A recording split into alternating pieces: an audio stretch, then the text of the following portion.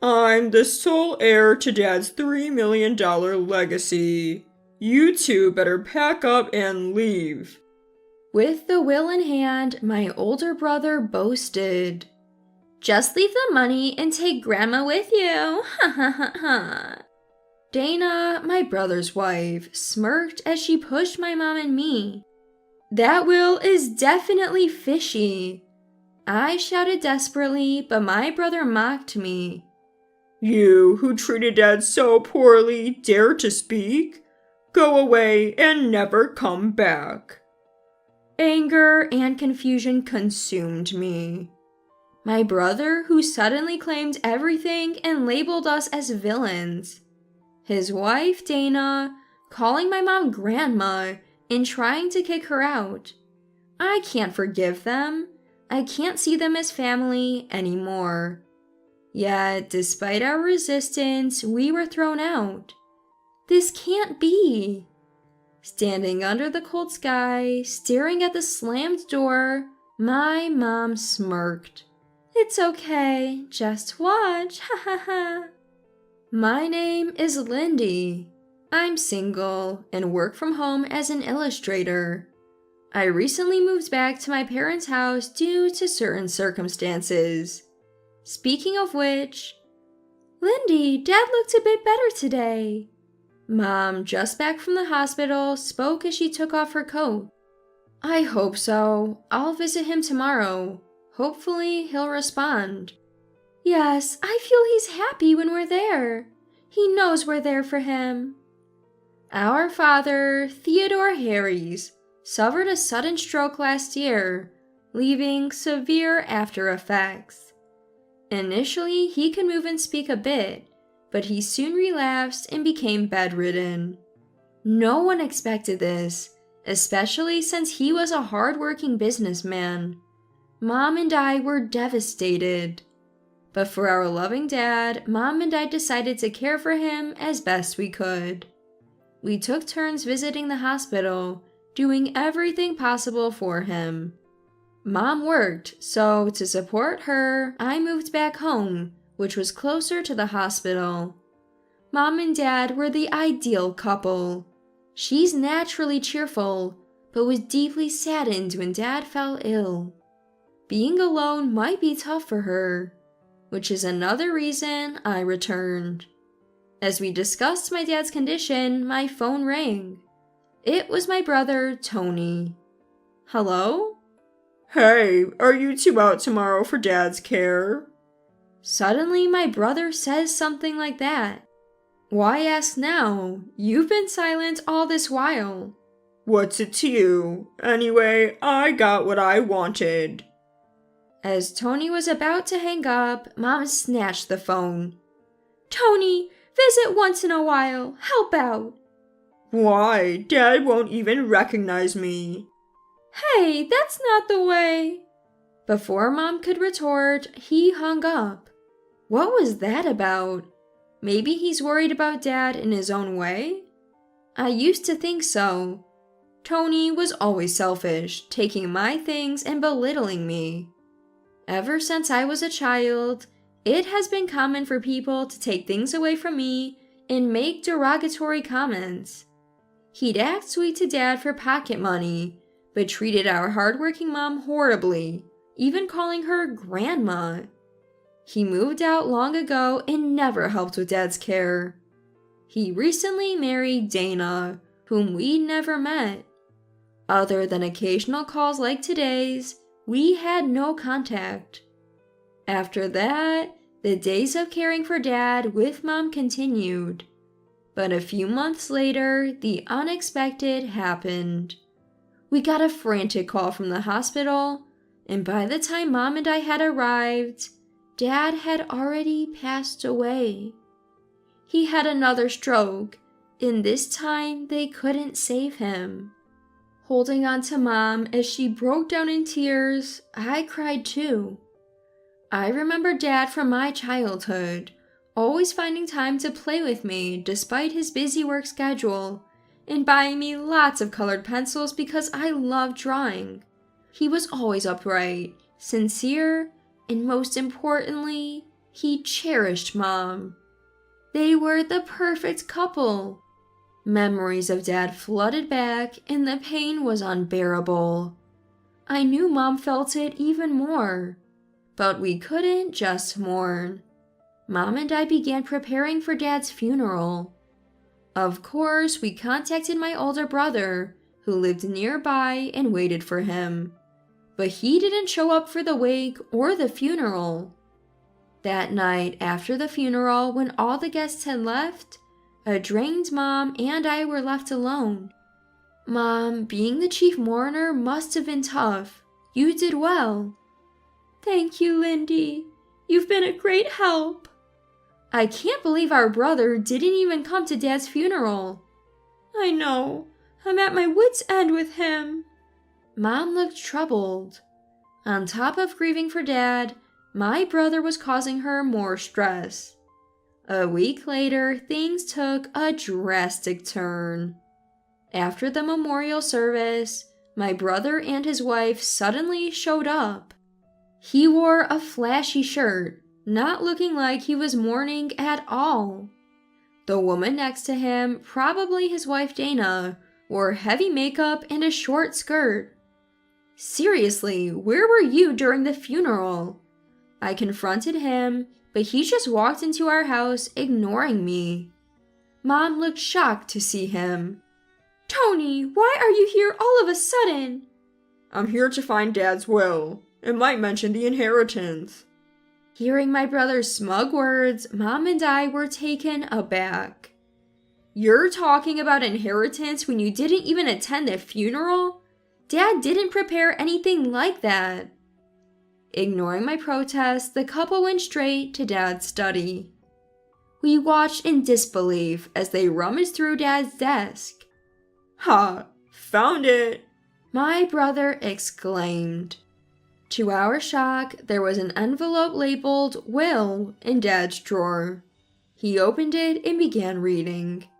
It says here, I, Theodore Harries, bequeath my property, $3 million and the house, entirely to my eldest son, Tony. What? We were shocked not only that Dad had a will, but also by its contents. Reading further, Tony said, It also says, my wife Whitney and daughter Lindy have neglected me. Therefore, I leave them nothing. Did you guys mistreat Dad? That's low, haha. Wow, that's the worst. They're such a cruel mother and daughter, ha ha ha. Dana, trying to hold back her laughter. That can't be true. Let me see that. I snatched the will from him, and there it was, in Dad's shaky handwriting, exactly as Tony read it. See, it's legit. Poor Dad. He must have written this before he became bedridden. If only I had noticed earlier. Tony feigned sorrow. We've always cared for Dad with all our hearts, Mom whispered. This has to be some mistake. I shouted, but Tony just glared at me. I'm taking Dad's $3 million inheritance. You two better pack up and leave. Holding the will, he looked at us triumphantly. Just leave the money and take your old lady with you, ha ha ha. Dana smirked and added her 2 cents. Do you even realize what you're saying? Shut up. There's nothing here for you two. My brother spat out his words. I was shaking with anger amidst the confusion. My brother, who suddenly appeared to claim the inheritance and labeled us as cruel, and his wife, who called Mom an old lady and tried to kick her out. I couldn't forgive them. I couldn't see them as family anymore. I tried to resist, but Tony and Dana kept pushing us out. This will is definitely suspicious. I shouted desperately, but Tony mocked me. You two treated Dad so poorly. Now go and never come back. We didn't. Helplessly, we were thrown out into the cold. Staring at the closed door, Mom suddenly smirked. It's okay, just watch, ha ha ha. I was too shocked to say anything. After that, Mom and I temporarily moved to my apartment. One day, Mom shared a significant revelation with me. Hearing it, I felt dizzy from the shock. A week later, we visited our family home again. What do you want? If it's about money, you're not getting a cent. Tony, now draped in luxury brands, grinned. Such a greedy mother-daughter duo, coming back now. Dana sat there, smiling as if she couldn't help but laugh. Luxury bags are scattered around the room. Look at this will, haha, you understand Dad's feelings, right? What do you two want now? Tony flaunted the will again. Seeing it, Mom sighed deeply and said firmly, You two forged it, didn't you? The couple looked momentarily shocked, but then turned furious. What are you talking about? You're just blinded by greed, making false accusations. But Mom remained calm. The date on the will is the day Dad was in the ICU. What? I chimed in. You wouldn't know since you never cared for him. That date was when Dad had his stroke. We were at the hospital and he couldn't have written anything. That's impossible. Why not verify it with the hospital records? Still, Tony, red-faced, argued. That's it. Dad must have gotten the date wrong. His signature is right there. I glared at him. You probably sneaked in while we were caring for Dad and planted it. We can easily check for fingerprints. Mom added. Also, I've kept letters from Dad. The handwriting on the will might look similar, but it's not the same. A handwriting expert would easily spot the difference. Tony's confidence waned. He probably hadn't thought things through. Why? How? He mumbled, panicking. I raised you. I know what you're capable of. Mom said, exasperated. Forging a will is a crime, you know, and you can lose your right to inherit, didn't you know? Why do you know all this? Tony looked at Mom in disbelief. Well, I'm a legal assistant. Basically, a pro in inheritance matters. Sure enough, Mom had recently passed the paralegal exam and became a certified paralegal.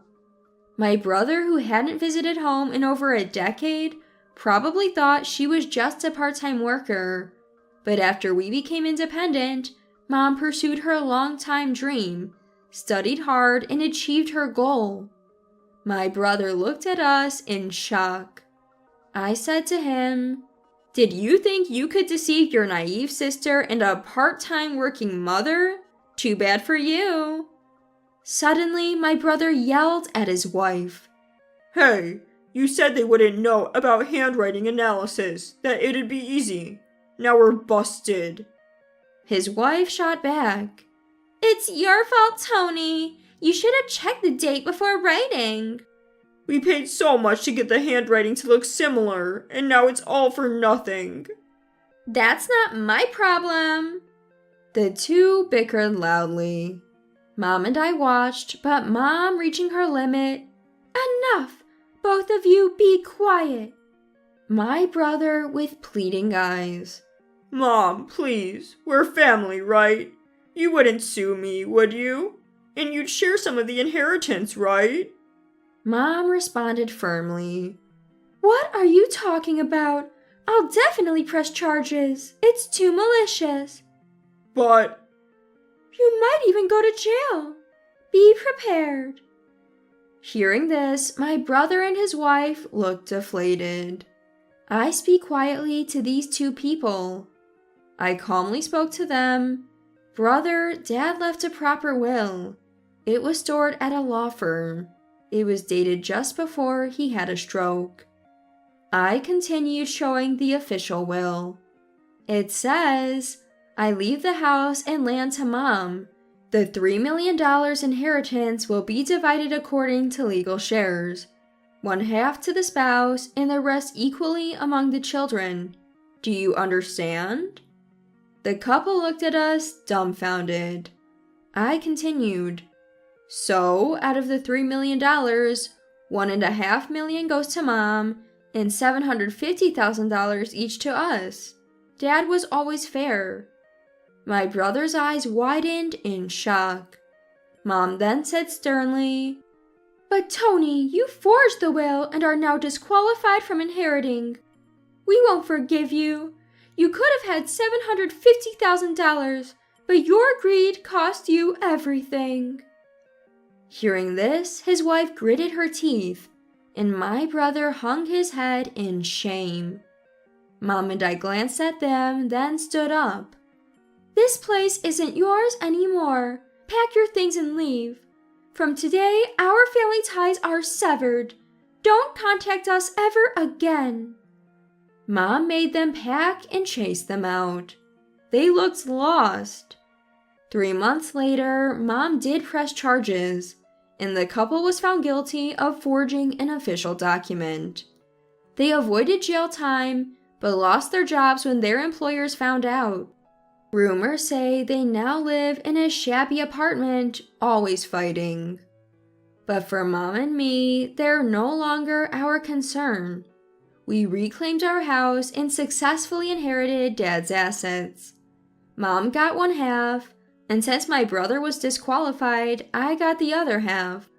I hesitated, but Mom insisted I accept it. We've regained our peace and still live together in our family home. Seeing Mom work hard as a paralegal, I'm so proud. I want to live a life worthy of my admirable parents. With these thoughts, Mom and I look at Dad's photo today, reminiscing about the past.